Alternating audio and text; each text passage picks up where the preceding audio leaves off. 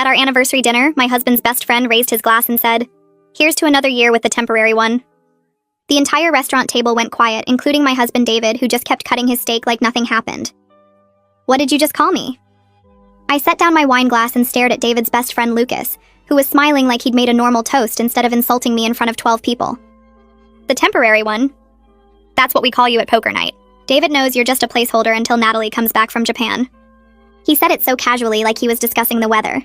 Natalie was David's ex-fiancée who'd broken up with him 4 years ago to take a job in Tokyo. We'd been married for 3 years. "David, what is he talking about?" My husband finally looked up, but he was looking at Lucas, not me. "You weren't supposed to mention that here." Not that it wasn't true, just that Lucas wasn't supposed to mention it here. At our anniversary dinner, that I'd planned for weeks. Lucas laughed and took another sip of the wine I'd specially ordered. "Come on, David, everyone knows. You still have her picture in your office. You still wear the watch she gave you. You check her social media every morning before you even say good morning to the temporary one." He gestured at me like I was a piece of furniture. "Her name is Jennifer. We're married." I held up my wedding ring, but Lucas waved his hand dismissively. "Yeah, but that's just paperwork. David only married you because Natalie's parents said she'd never come back if he was still single and pathetic. They thought he needed to move on. But she's coming back next month, and we all know what happens then." My sister, who'd come to celebrate with us, pushed back her chair. "What do you mean she's coming back?" Lucas pulled out his phone and showed a message thread. "Natalie's been texting the group chat. She got transferred back to the Dallas office. Starts in 3 weeks. David's already been apartment hunting for her." I turned to my husband, who was now glaring at Lucas. "You've been helping your ex find an apartment?" David shrugged. "She doesn't know the city anymore." "It's been 4 years. I was just being helpful." Lucas laughed louder. "Helpful? You put a deposit down on the place 2 blocks from your office, the one with the connecting balconies to the unit next door. Guess who just happened to sign a lease for that unit last week?" He pointed at David. "But I'm sure that's just a coincidence, right?" My mother-in-law, who'd been silent until now, finally spoke up. "David would never leave Jennifer for that woman." But she said it to Lucas, not to me, and her voice sounded hopeful, not confident. Lucas kept going. "David's been saving money in a separate account, $40,000. He calls it his emergency fund, but we all know it's for when Natalie comes back. She always said she wanted a fancy proposal the second time around, with a bigger ring and a flash mob and all that garbage." He showed another message on his phone. "Look, she even sent him ring options last month." The screen showed a conversation between David and Natalie about diamond cuts and settings. My husband grabbed for the phone, but Lucas pulled it away. "Don't act shy now. You're the one who asked me to help you plan the proposal, though I told you proposing while still married might be awkward." He turned to me with fake concern. "No offense to you, temporary one, but Natalie's his soulmate. You're just the girl who was there when he was lonely." I stood up to leave, but Lucas wasn't done. "Wait, you should know the whole truth. David never even canceled their wedding venue. He's been paying them $50 a month to hold the date for when she comes back. October 15th. Same date they were supposed to get married 4 years ago. He even kept the same menu and flowers on order." David finally spoke, but not to defend me. "Lucas, you're drunk. Stop talking." Lucas shook his head. "I'm perfectly sober. Sober enough to remember you made me promise to help you win Natalie back when she returned. You said Jennifer was nice enough, but she wasn't the one. You said marrying her was like buying a starter home, good enough for now, but you'd upgrade when you could afford better." My sister grabbed my arm. "We're leaving." But I needed to hear more. "What else did he say about our marriage?" Lucas looked genuinely confused. "You want details?" "Okay. He said you're too quiet. Natalie was exciting. You're too short. Natalie was model height. You don't challenge him. Natalie pushed him to be better. You're comfortable. Natalie was passion. Should I continue?" David stood up. "That's enough, Lucas." Lucas stood too, getting in David's face. "No, what's enough is you stringing along this poor woman for 3 years. I told you to just stay single and wait for Natalie, but you said you needed someone to do your laundry and cook your meals while you waited. That's messed up even for you." He turned back to me. I grabbed my purse and pushed back from the table, the chair legs scraping loud against the restaurant floor. Everyone at the table froze and stared at me like I'd just announced I was going to flip the whole thing over. My sister stood up at the same time and put her hand on my arm, her grip tight and steady. David finally looked directly at me instead of at Lucas or his steak, and his face had this weird blank expression like he couldn't decide if he was panicking or just annoyed that Lucas had messed up his careful timeline. His mouth opened like he was going to say something, but nothing came out. I turned to walk toward the exit, and Lucas actually reached across the table for my wrist. His fingers wrapped around my arm, and I yanked it back so hard I almost knocked over the wine bottle. He had this fake, concerned look on his face now, like he hadn't just spent 10 minutes destroying my marriage in front of everyone I cared about. Lucas said he didn't mean to upset me. He just thought I should know the truth before Natalie got back in 3 weeks. Like that made it better. Like timing was the problem here and not the fact that my entire marriage was a lie. I pulled my arm away from him and told him the only honest thing he'd done in 3 years was tell me what everyone really thought of my marriage. My voice came out louder than I meant it to, and the tables around us went quiet. The waiter who'd been heading toward our table with dessert menus turned around and walked the other way. My mother-in-law made this small gasping sound, but she didn't say anything to defend me or tell Lucas he was wrong. Nobody did. David just sat there with his hands flat on the table like he was waiting for this whole scene to be over so he could go back to his steak and his secret plans. My sister grabbed her purse and mine and steered me toward the door. I could feel everyone watching us leave. The other diners, the staff, all 12 people at our anniversary table. My feet felt weird and disconnected from my body, but I kept walking. When we got outside, the cool air hit my face and I realized I'd been holding my breath. My sister asked if I was okay to walk to the car, and I nodded even though I wasn't sure. The parking lot lights were too bright and everything felt surreal, like I was watching this happen to someone else. She unlocked her car and I got in the passenger seat. My hands were shaking so hard I couldn't get the seatbelt buckled on the first try. My sister started driving without asking where I wanted to go. She just headed toward the house I shared with David like that was the obvious next step. I stared out the window at the streetlights going past and tried to process what had just happened. 3 years. I'd been married to David for 3 years, and the whole time he'd been calling me temporary. The whole time his friends had been laughing about it at poker night. The whole time he'd been planning for Natalie to come back like I was just keeping his bed warm until the real thing showed up. My sister kept one hand on my shoulder during the drive and didn't try to make me talk. The 20-minute drive felt like it took hours, and also like it was over in seconds. When we pulled into the driveway, I got out before she'd even turned off the engine. I walked straight to the front door and unlocked it with hands that were still shaking. The house looked exactly the same as when I'd left it 3 hours ago to go to our anniversary dinner. The dinner I'd planned for weeks. The dinner where I'd made reservations at David's favorite restaurant and ordered his favorite wine and invited all the people he wanted there. I walked past the living room and down the hall to David's home office. I rarely went in there because he always said he needed privacy for work calls. Now I wondered what he was really doing in here with the door locked. My sister followed me into the office and watched as I started pulling open desk drawers. The top drawer had pens and sticky notes and paper clips. Normal office stuff. The second drawer had folders labeled with work project names. I pulled them out and flipped through them, but they were just boring work documents about quarterly reports and budget meetings. The third drawer was locked. I yanked on it, but it didn't budge. My sister asked if I had a key, and I shook my head. She looked around the office and found a letter opener on the desk. I took it from her and jammed it into the gap between the drawer and the desk frame. The cheap lock popped open after a few seconds of prying. Inside the bottom drawer was a single folder labeled Future Plans in David's neat handwriting. My stomach dropped before I even opened it. I pulled the folder out and set it on the desk. The first page was a printed email from Natalie dated 18 months ago. 18 months. She'd been planning her return for over a year, and David had been helping her the whole time. The email was about job applications and which Dallas companies were hiring in her field. David had responded with a list of recommendations and offered to put in a good word at several places. The tone was casual and friendly, but also something more. There was this familiarity that made my chest tight. I flipped to the next page and found another email where Natalie asked David to look at apartment listings for her.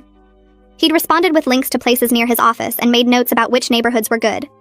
I kept reading and the emails got worse. They weren't just planning her move. They were planning their future together. Natalie called him babe in half the messages.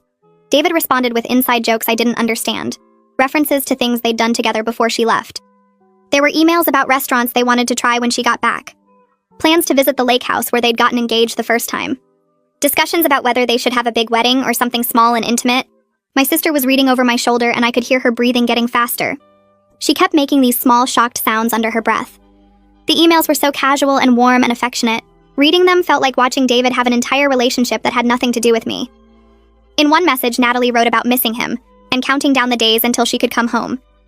David wrote back that he'd been waiting for her and that everything would be perfect when she returned. No mention of his wife. No mention of the woman he'd been living with and sleeping next to for 3 years. I was just this obstacle he had to work around until Natalie came back. My sister reached past me and pulled out another page from the middle of the folder.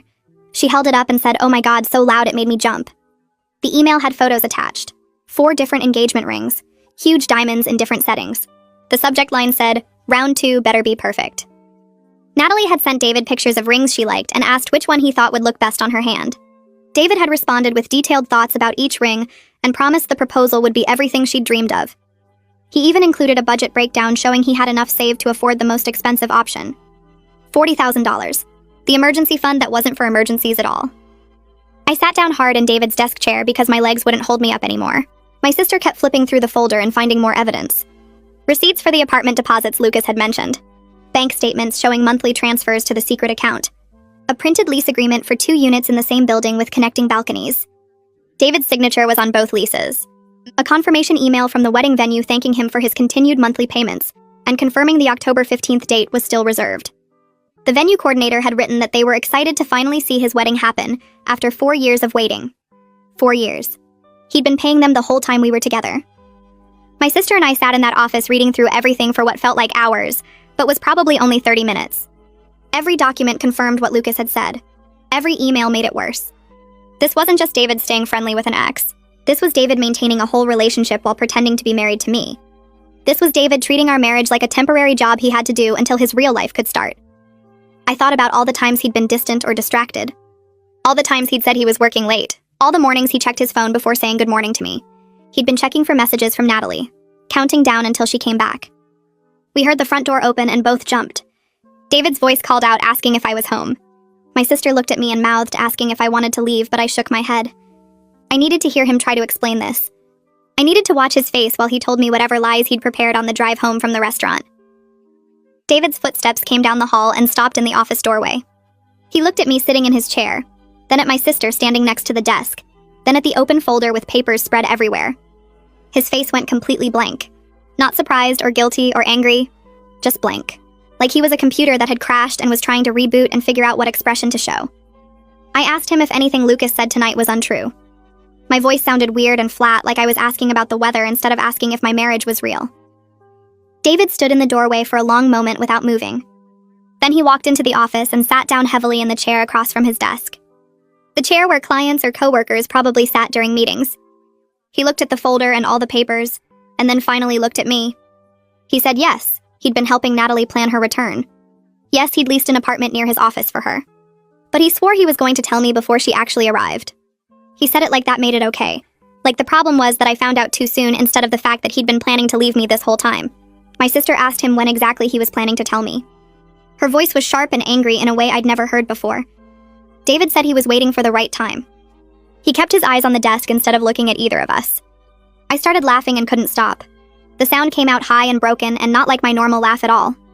My sister put her hand on my shoulder, but I kept laughing. Apparently our 3-year anniversary dinner wasn't the right time. Apparently finding out from his drunk best friend in front of 12 people were fine, but David telling me himself would have required waiting for the perfect moment.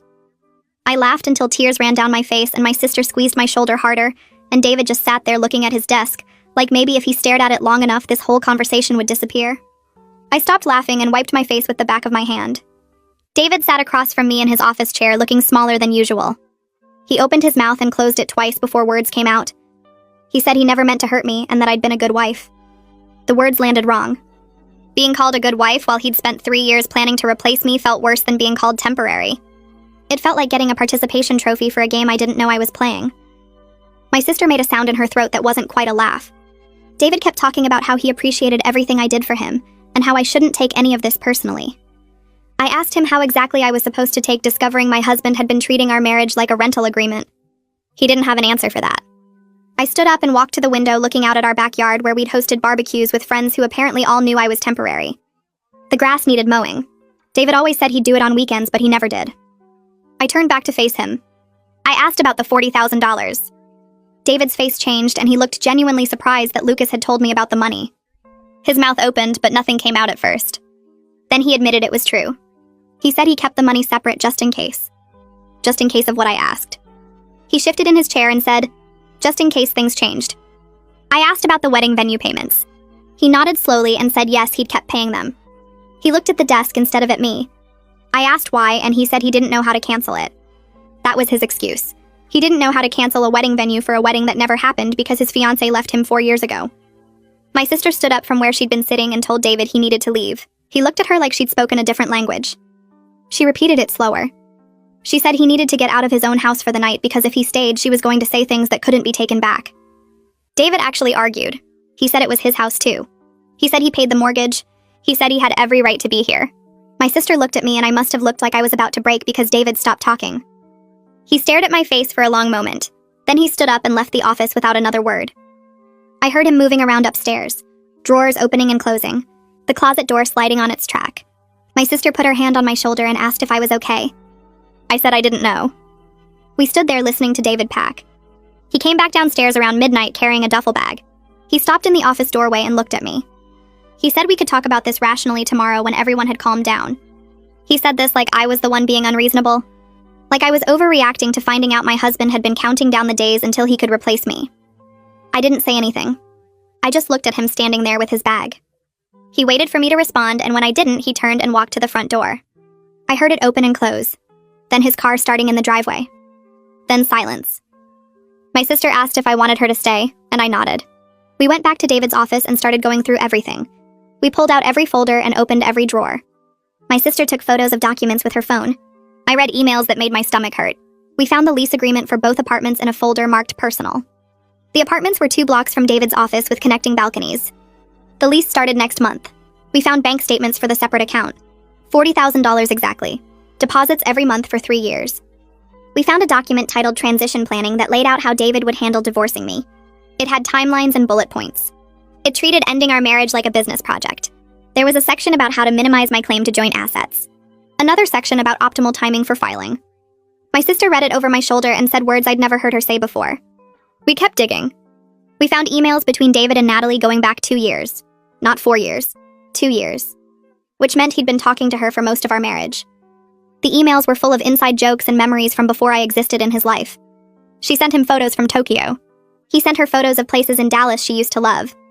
They talked about restaurants they'd go to when she got back, shows they'd see, trips they'd take. Like I wasn't even a factor. Like I was already gone. We found the contract with the wedding venue. David had been paying them $50 a month to hold October 15th. The same menu they'd planned 4 years ago. The same flowers. The same everything. He'd kept their entire wedding frozen in time waiting for her to come back. My sister and I worked until 3 in the morning. We made copies of everything. We organized it into folders. She labeled them with her neat handwriting. Evidence, financial, communications, timeline. By the time we finished, the sun was starting to come up. I felt hollowed out. Like someone had scooped out my insides and left just the shell. My sister made coffee and we sat at the kitchen table not talking. The house felt different now. It didn't feel like mine anymore. Maybe it never had been. The next morning I called my boss. My voice kept breaking while I explained I needed a personal week. I said there was a family emergency. She asked if everything was okay, and I said it would be. That felt like a lie, but I said it anyway. She told me to take the time I needed and not to worry about work. An hour later, my phone rang. It was Saki from work. She said my boss mentioned I sounded upset. I tried to explain and ended up crying so hard I couldn't get words out. Saki waited on the line until I could breathe again. Then I told her everything. The anniversary dinner, Lucas, the temporary one, the apartments, the money, the wedding venue, the emails, all of it. She listened without interrupting. When I finished, she said I could stay at her place for as long as I needed. She said she and Dominic had a guest room and I should pack a bag and come over today. I started packing right after we hung up. My sister helped me sort through the closet, figuring out what was mine versus what David had bought me. She made lists. She took photos of everything in the house. She treated the whole thing like a military operation, which helped me focus on tasks instead of feelings. I pulled clothes off hangers and folded them into boxes. I packed shoes and jewelry and books. I took photos off the wall that my parents had given me. I left the wedding photos. David called 6 times that morning. I watched my phone light up with his name and didn't answer. He finally sent a text. It said we needed to discuss this like adults. It said he thought I was overreacting. I took a screenshot and sent it to my sister. She responded with angry face emojis. Then she texted back asking if David actually thought finding out about his secret divorce plan was an overreaction. I didn't have an answer. At noon, Saki and Dominic showed up with their SUV. Dominic took one look at my face and gave me a hug without saying anything. Then he started loading boxes. He and my sister worked together carrying stuff down the stairs. Saki stayed with me in the bedroom helping me pack the last of my things. She asked if I was sure I wanted to leave and I said I'd never been more sure of anything. Having people who just helped without needing explanations made me cry again. Saki handed me tissues and kept folding clothes. Dominic made 3 trips to the car. My sister labeled every box. We worked together like a team, and by 1 in the afternoon, everything I owned was loaded in their SUV. We're almost done loading the last box when David's car pulls into the driveway. The engine cuts off and I freeze with my hand on the SUV door. My sister stops mid-step carrying a bag of my shoes. Dominic keeps walking toward the car like nothing's wrong, but I can see his shoulders tense up. David gets out and stares at the loaded vehicle and all my stuff packed inside. His face goes through about 5 different expressions before settling on shocked. He walks toward me with his keys still in his hand. "Where are you going?" I close the SUV door and turn to face him. "Somewhere I'm not considered temporary." His mouth opens, but nothing comes out for a second. He looks at the boxes and bags and then back at me. "You can't just leave. We need to talk about this." Dominic comes back for the last box sitting on the porch. It's the one with my books and photo albums. David moves to block him from picking it up. "We need to talk about this before she makes any rash decisions." Dominic sets down the box he was carrying from the house and looks at David. His voice stays completely calm, but there's something underneath it that makes the hair on my arms stand up. "Step aside." David doesn't move at first. He's taller than Dominic, but Dominic has this look on his face that says he's done being polite. I said step aside. David moves. He actually steps back and lets Dominic pick up the box. I watch my husband back down from another man in our own driveway and feel absolutely nothing. Dominic loads the final box and closes the SUV hatch. My sister gets in the driver's seat and starts the engine. I'm about to get in when I realize I need to ask him something. I turn back to David, who's standing there looking lost. "Did you ever actually love me, or was I just convenient?" He opens his mouth right away like he's going to say, of course he loved me. But then he stops. He looks at me and I can see him trying to figure out what answer will make this better. The seconds stretch out. 5 seconds, 10 seconds, 15. My sister leans out the window. "Jennifer, we need to go." David finally speaks, but I'm already climbing into the SUV. My sister pulls out of the driveway before I can hear whatever excuse he's about to make. I don't look back at the house. I don't look at David standing in the driveway. I just watch the street ahead of us and try to remember how to breathe. Saki's downtown loft takes up the entire top floor of an old converted warehouse. The guest room is bigger than the bedroom I shared with David. It has huge windows that look out over the city and exposed brick walls and hardwood floors that shine in the afternoon light. Saki and Dominic bring up my boxes while I stand in the middle of the room trying to process that this is where I live now. They set up my stuff without asking me where things should go. Saki hangs my clothes in the closet. Dominic puts my books on the built-in shelves. My sister makes the bed with sheets Saki pulled from a linen closet that's bigger than my old bathroom. When everything is unpacked, they leave me alone. The door closes and I'm standing in this beautiful room that doesn't feel like mine. I lie down on the bed and stare at the ceiling. The paint has a texture pattern that looks like waves.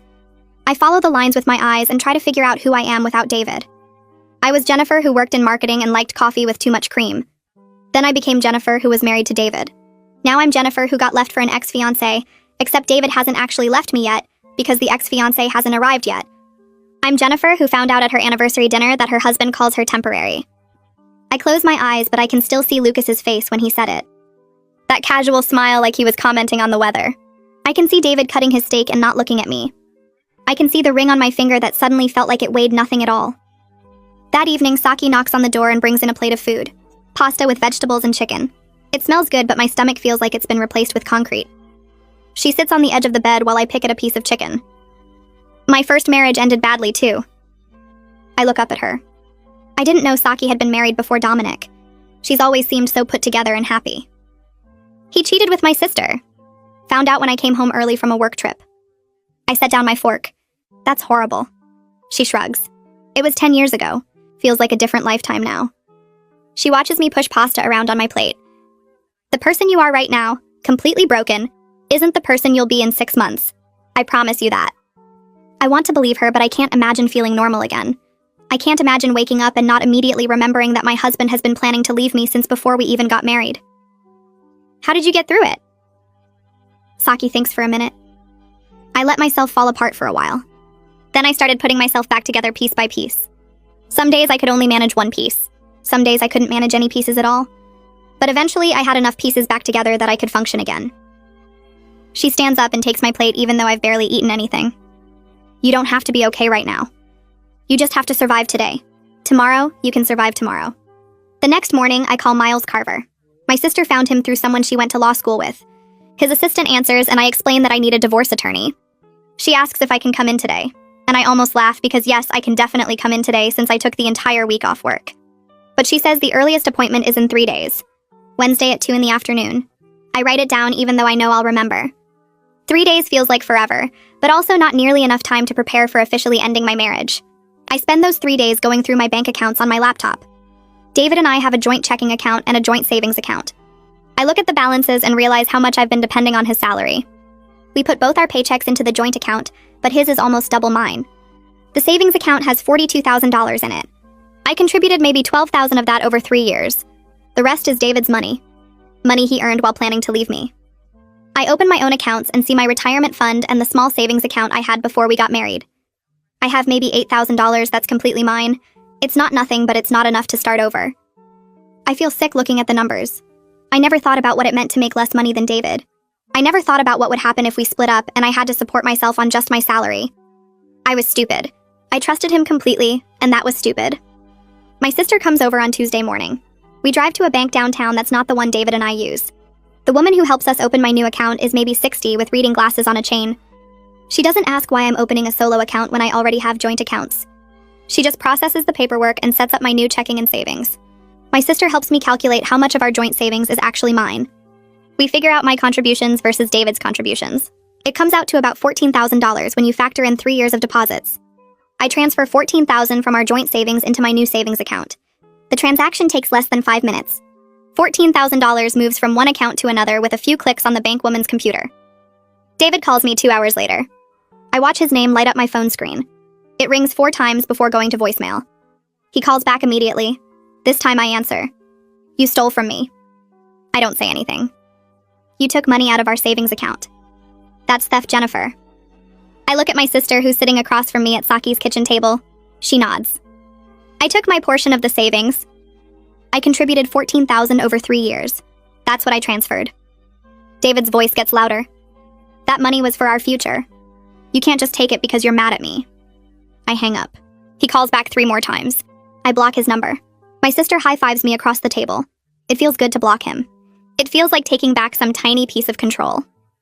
Wednesday afternoon, I meet Miles Carver at his office in a building downtown. He's younger than I expected, maybe 40, with dark hair going gray at the temples. His office has floor-to-ceiling windows and modern furniture that looks expensive. I sit in a leather chair across from his desk and pull out the folder of documents I brought. Emails between David and Natalie, the lease agreements for both apartments, bank statements showing the secret account, the timeline David made for his transition planning. Miles goes through everything slowly. He makes notes on a legal pad. He asks questions about when I discovered each piece of information. He asks about our assets and debts. He asks if we have kids. No kids. No house. We rent. 2 cars both paid off. After an hour, he sets down his pen and looks at me. This is actually a fairly straightforward case. No children, no property, clear evidence of intent to end the marriage. He taps the folder. Texas is a no-fault divorce state, which means we don't need to prove wrongdoing to get you divorced. But this evidence will definitely help with property division. I feel something loosen in my chest. Straightforward. That's good. That means this can be over relatively quickly. Miles explains the process. Filing the petition, serving David with papers, waiting periods, negotiation or mediation, possibly court if we can't agree on division of assets. He says most cases settle before going to trial.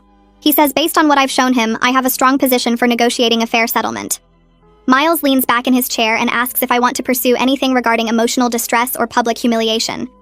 He mentions the anniversary dinner and how Lucas revealed everything in front of multiple witnesses. We could argue for additional compensation based on the intentional infliction of emotional distress. The fact that he humiliated you publicly in front of family and friends, that he deceived you for the entire marriage, that adds up. I think about it. I think about standing up in court and describing how Lucas called me temporary. I think about David's lawyer arguing that I'm exaggerating or being vindictive. I think about months of depositions and hearings and having to relive the worst night of my life over and over. I just want out. Miles nods. That's completely valid. A clean break is often better for your mental health than a prolonged legal battle. He makes another note. We'll focus on fair division of assets and getting this done as efficiently as possible. I sign the retainer agreement. Miles says he'll file the petition this week. He says David will be served with papers probably by next Monday. He says to expect David to contact me and to not engage with him directly. Everything should go through the lawyers now. I leave his office feeling lighter and heavier at the same time. Lighter because I have a plan. Heavier because signing those papers made it real. I'm actually getting divorced. My marriage is actually ending. I walk back to my car and sit in the driver's seat for 10 minutes before I can make myself turn the key. I drive to Kalani Schwartz's office on Thursday morning and sit in the parking lot for 15 minutes trying to make myself go inside. The building is a converted house with a small sign that says counseling services, and I keep thinking about how I never imagined needing a therapist to help me survive my marriage ending. I finally walk up the steps, and a receptionist checks me in, then leads me to a small room with soft lighting and comfortable chairs. Kalani comes in a minute later, and she's younger than I expected, with kind eyes and a calm voice that makes me want to cry before she even says anything. She asks me to tell her what brought me here, and I start explaining about the anniversary dinner, and Lucas calling me temporary and finding all the evidence in David's office. Halfway through, I'm crying so hard I can barely talk, and Kalani just hands me tissues and waits patiently, while I try to pull myself together. She tells me everything I'm feeling is completely valid and normal, and that discovering your spouse has been planning to leave you for years is traumatic. Hearing her say the word traumatic makes me cry harder, because it feels like permission to fall apart. We spend the rest of the session with me crying, and her asking gentle questions about how I'm sleeping and eating, and whether I have support from friends and family. When the hour ends, she schedules me for twice a week and says we'll work through this together at whatever pace I need. The next session, Kalani asks me what I want my life to look like in 6 months, and I realize I have absolutely no idea. I sit there staring at her trying to come up with an answer, but my mind is completely blank. She asks what kind of apartment I want to live in, and I don't know. She asks what I like to do on weekends, and I can't remember. For 3 years, I built my life around David's schedule and preferences, and now I can't even remember what I enjoyed before I met him. Kalani writes something in her notebook and tells me that's actually very common in relationships where one person's needs dominate everything. She says part of our work together will be helping me rediscover who I am, separate from being David's wife. The idea sounds good but also scary, because what if I don't like who I am without him? What if being temporary was the most interesting thing about me? David's mother calls me 2 days later and asks if we can meet for coffee. I almost say no, but part of me needs to know if she was aware of any of David's planning. We agree to meet at a neutral cafe halfway between her house and where I'm staying with Saki. I get there first and order tea I don't really want, just to have something to hold. She arrives 10 minutes late, looking tired and older than I remember, and the moment she sits down, she starts crying. She apologizes over and over, saying she should have said something sooner, and that she feels terrible about what happened at the dinner. I ask her what exactly she knew, and she takes a shaky breath before answering. She admits she knew David was still in love with Natalie, but she thought he would eventually get over it and learn to fully love me instead. She says she talked to him about it multiple times over the past 3 years, but he kept insisting he had everything under control, and that his feelings for Natalie were just nostalgia. She believed him because she wanted to believe him, because the alternative meant her son was capable of using someone for years while waiting for someone else to come back. Her apology sounds genuine, but it doesn't change anything because she still chose to stay quiet and let me live in a fake marriage. I ask her if she knew about the apartments with the connecting balconies and the secret savings account. She says no and looks genuinely horrified when I tell her about the wedding venue payments. She keeps saying she raised him better than this and that she doesn't understand how he could be so cruel. I watch her questioning everything she thought she knew about her son, and I almost feel sorry for her, except I'm too busy dealing with my own shattered illusions. She asks if there's anything she can do to help, and I tell her the truth, which is that I just need space from everyone connected to David right now. She nods and reaches across the table to squeeze my hand before leaving, and I sit there finishing my tea, wondering if any of David's family actually cared about me, or if I was just a role they needed filled temporarily. 2 weeks after the anniversary dinner, I meet Josephine Knight outside the first apartment she wants to show me. Saki recommended her and said she specializes in helping people find places they can actually afford on normal salaries. The building is older than what I'm used to, and the neighborhood isn't as nice as where David and I lived, but Josephine is cheerful and practical as she shows me through units. Most of them are smaller, with outdated kitchens and bathrooms that have seen better days. She keeps asking what matters most to me, and I keep saying I don't know, because I've never had to think about it before. David picked our rental house based on proximity to his office and whether it impressed his coworkers. After seeing 5 places that all blur together, I'm exhausted and ready to give up, but Josephine says she has one more I should see. The building is even older, with brick walls and creaky floors, but the moment I walk into the 1-bedroom unit, I feel something shift. The hardwood floors are worn but beautiful, and the windows are huge, letting in so much natural light the whole space feels peaceful. The kitchen is tiny and the bathroom has old tile, but something about the apartment feels right. Josephine shows me the building has good security and laundry in the basement, and the rent is exactly at the top of what I can afford on my salary alone. I stand in the empty living room looking out the windows at the street below and realize this could actually be mine. Not ours, not David's, just mine. I tell Josephine I want it, and we go back to her office to sign the lease. My hand shakes while I write my name and initial every page, but when it's done I feel scared and relieved at the same time. Moving into my own place happens faster than I expected. Saki helps me buy furniture from discount stores and secondhand shops, because I left almost everything at David's house and starting over costs more than I planned. We spend a Saturday building a bed frame and assembling a small dining table and hanging cheap curtains I picked out myself. Saki keeps asking what I like, and I keep having to stop and think about it because I genuinely don't remember my own preferences anymore. Do I like blue or green better? Do I want modern or traditional style? Do I prefer overhead lighting or lamps? Every tiny decision feels massive because it's the first time in years I'm choosing based only on what I want. By the end of the day, my new apartment looks like a home for just me, and I sit on my new couch feeling strange about the whole thing.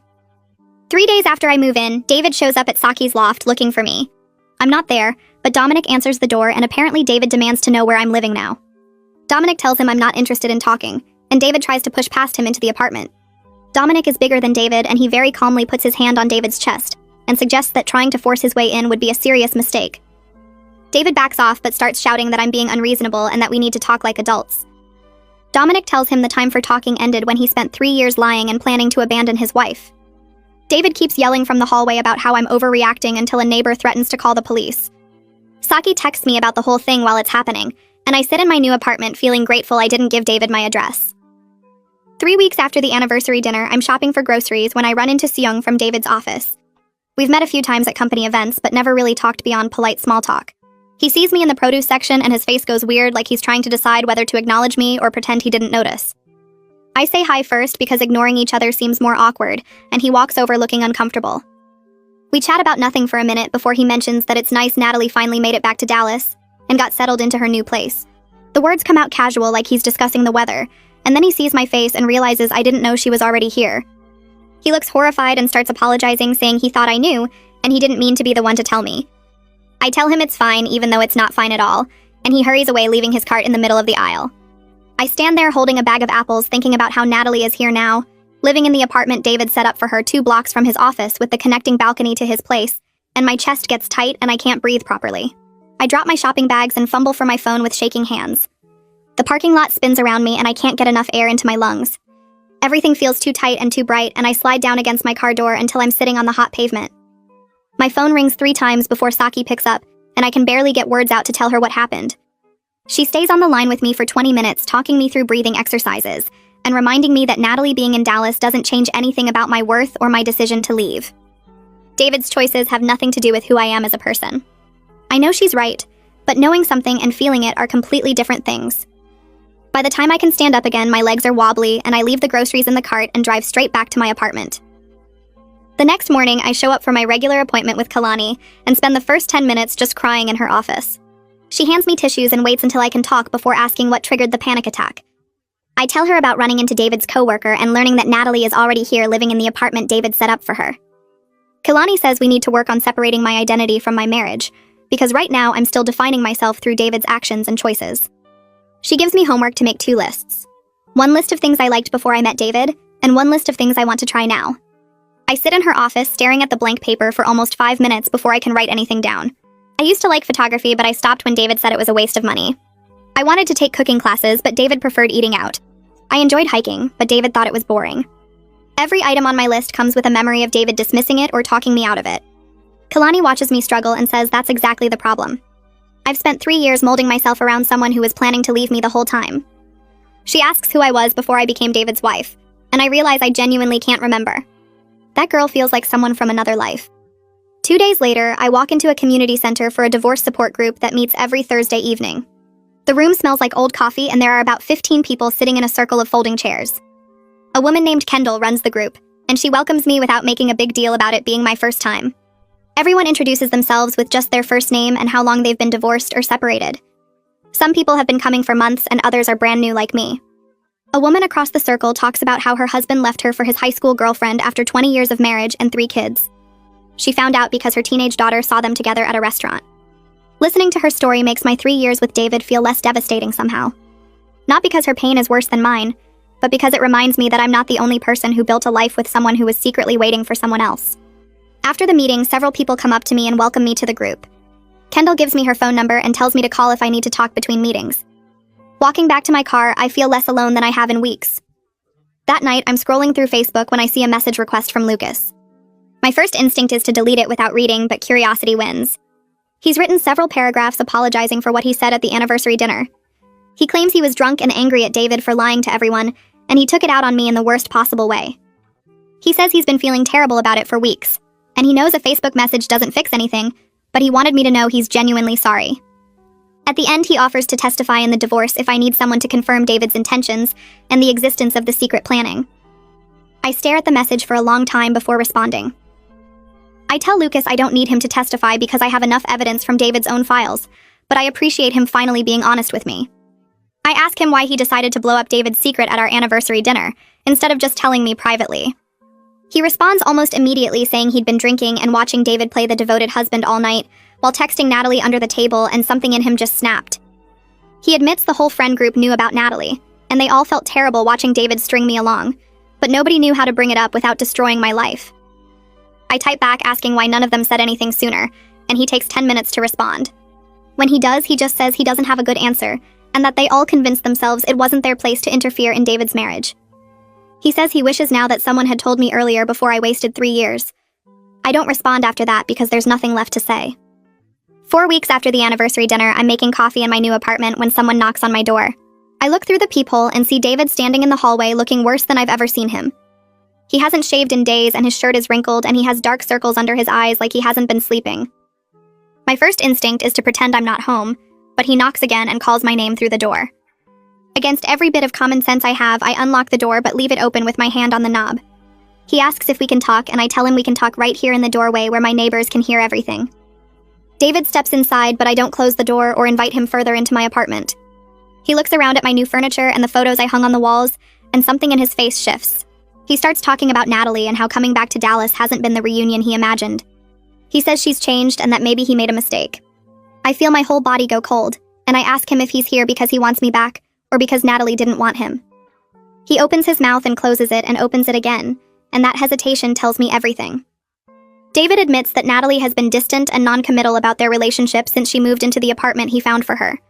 She likes the place and she's grateful for his help, but she's been going on dates with other people and treating him like a helpful friend, rather than her soulmate. He looks genuinely confused, like he can't understand why his perfect plan isn't working out the way he spent 4 years imagining. He says he thought they would pick up where they left off, but she keeps saying she needs time to settle in and adjust to being back in Dallas. I watch him struggle to explain why the woman he destroyed his marriage for doesn't actually want him, and I feel nothing. No satisfaction and no sympathy. Just emptiness where my feelings for him used to be. I tell David that I'm not his backup plan, and I'm not going to wait around while he figures out whether Natalie wants him or not. He tries to argue that our marriage was real, and that he did care about me even if I wasn't the one. He reaches for my hand, but I pull away and tell him to leave. He stands in my doorway for what feels like forever, just looking at me like he's waiting for me to change my mind. Finally, he turns and walks down the hallway, and I close the door and lock it and lean against it until I hear the elevator doors close. That night, I cry harder than I have since the anniversary dinner, but it feels different this time. I'm not crying because I want David back, or because I miss what we had. I'm crying for the 3 years I spent loving someone who was always looking past me at someone else. I'm crying for the girl I was who thought being a good wife would be enough to make him stay. I'm crying because even though I know leaving was the right choice, it still hurts to realize that the man I married never really saw me as anything more than a placeholder. Saki calls to check on me, and I tell her about David showing up and what he said about Natalie. She asks if I'm okay, and I tell her the truth, which is that I don't know yet, but I will be eventually. After we hang up, I sit on my couch in the dark and let myself feel everything until there's nothing left but exhaustion and the quiet knowledge that I made the right choice, even though it cost me everything I thought I wanted. The mediation office had gray walls and uncomfortable chairs that made my back hurt after the first hour. David sat across from me with his lawyer, a woman in a sharp suit who kept shuffling papers and looking annoyed that we were even there. Miles sat next to me with his briefcase open, and a calm expression that never changed no matter what David's lawyer said. She started by claiming I deserved almost nothing because David earned most of the income during our marriage, and I'd only contributed a small portion to our joint finances. She said I should be grateful for whatever David was willing to offer out of kindness. Miles let her finish talking, and then opened his briefcase and pulled out printed bank statements showing David's secret account with $40,000 that he'd been hiding from me. He laid out the emails between David and Natalie about ring shopping and apartment hunting. He showed the lease agreements for both apartments with connecting balconies and the receipts for the wedding venue payments David had been making for 4 years. David's lawyer stopped shuffling papers and actually read what Miles put in front of her. Her whole attitude changed, and she asked for a recess to talk to David privately. They left the room, and Miles poured me water from the pitcher on the table and told me this was going better than he expected. When they came back, David looked pale and angry, but he didn't make eye contact with me. His lawyer suggested we discuss a settlement that would be fair to both parties, which was very different from her earlier position that I deserved nothing. We spent 3 more hours going through our assets and debts. I got half of our joint savings, which was about $15,000, my car, which was paid off, and a portion of David's retirement account that would give me some security.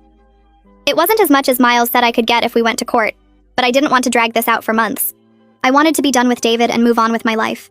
David had to sign multiple documents, and he did it without saying a word to me. I watched him write his signature over and over and felt absolutely nothing. No sadness or anger or relief, just emptiness where my feelings for him used to be. My apartment became mine in ways that had nothing to do with whose name was on the lease.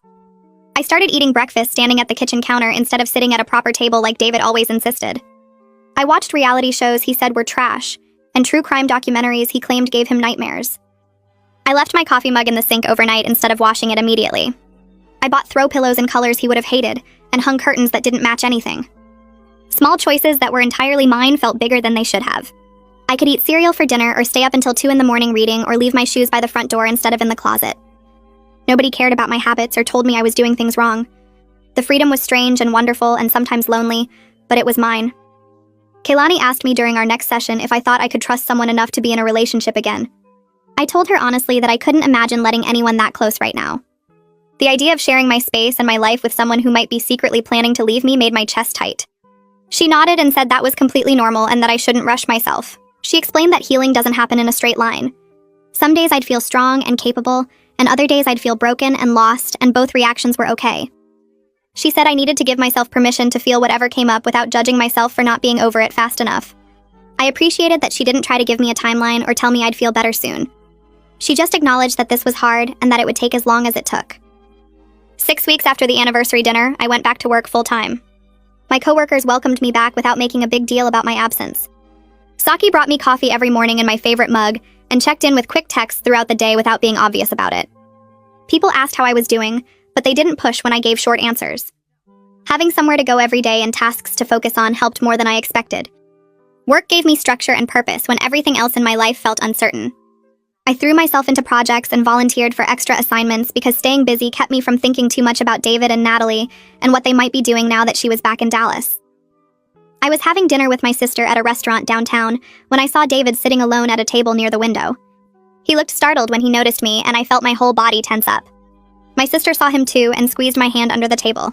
He stood up like he might come over, but I looked away and focused on my menu. When the waiter came to take our order, I introduced David to my sister as my ex-husband, which was the first time I'd said those words out loud.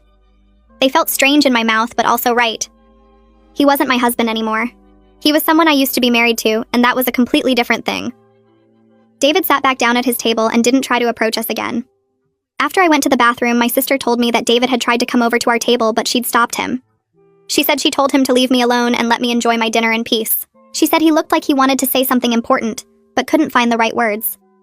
I was grateful I didn't have to deal with whatever speech he was preparing. I didn't want to hear his excuses or explanations or apologies. I just wanted to eat dinner with my sister and not think about him at all. 7 weeks after everything fell apart, David's mother called and asked if we could have dinner one last time. I almost said no, but something in her voice made me agree. We met at a quiet restaurant on the other side of town where we wouldn't run into anyone we knew. She looked older than I remembered, and tired in a way that had nothing to do with lack of sleep. She told me David and Natalie weren't together. Natalie was actually dating someone she met at her new office, and she'd made it clear to David that she wasn't interested in rekindling their relationship. David apparently didn't take the news well, and had been calling his mother constantly looking for sympathy she wasn't willing to give. David's mother said she told him he destroyed a good marriage chasing a fantasy, and now he had to live with the consequences. She said she should have spoken up sooner and told him to appreciate what he had, instead of pining for what he lost. She apologized again for not defending me at the anniversary dinner, and for not calling David out on his behavior over the past 3 years. She said she hoped I would find someone who appreciated me, and treated me like I deserved to be treated. We hugged goodbye in the parking lot, and I felt closure with at least one member of David's family. She wasn't responsible for David's choices, but her acknowledgement that he was wrong meant something. The divorce papers arrived in the mail 8 weeks after the anniversary dinner that destroyed my marriage. I sat on my couch holding the envelope for a long time before I opened it. The official documents said I was no longer married to David. I was no longer Jennifer, who was married to David. I was just Jennifer, and I needed to figure out who that was. I picked a Thursday evening for the dinner because that's what we'd done 3 years ago. Same restaurant, different table, completely different meaning. Saki arrived first and saved us a spot near the windows where we could see the street. Dominic showed up right behind her carrying a bottle of champagne he'd picked out himself. My sister came last, rushing in from work still wearing her court clothes because she'd been in depositions all afternoon. The hostess led us to our table, and I noticed we were sitting 3 tables away from where the anniversary dinner had happened. I could see the exact spot where Lucas had made his toast, and where David had kept cutting his steak like nothing was wrong. Saki saw me looking and reached across to squeeze my hand. Dominic poured the champagne, and I told them this was my anti-anniversary, my celebration of being free. We raised our glasses, and my sister said, "Here's to Jennifer, who isn't temporary or secondary or anyone's backup plan anymore." The champagne tasted better than any wine I'd ordered for David. We ordered food we actually wanted instead of what looked impressive or what David preferred. I got the pasta I'd always liked but never ordered because David said it was too messy. My sister got the steak, but she cut it into small pieces and actually enjoyed it instead of using it as a prop. Saki ordered 3 appetizers because she wanted to try everything, and Dominic didn't complain about the cost. We talked about normal things like Saki's promotion at work, and my sister's new apartment, and Dominic's terrible golf game.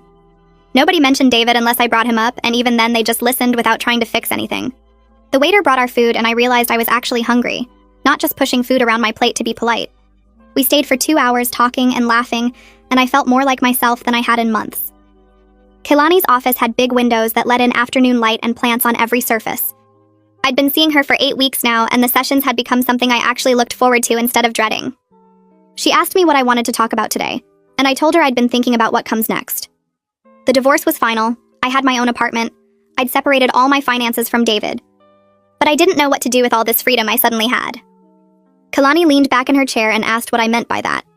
I explained that for 3 years I'd made decisions based on what fit into David's life, his schedule, his preferences.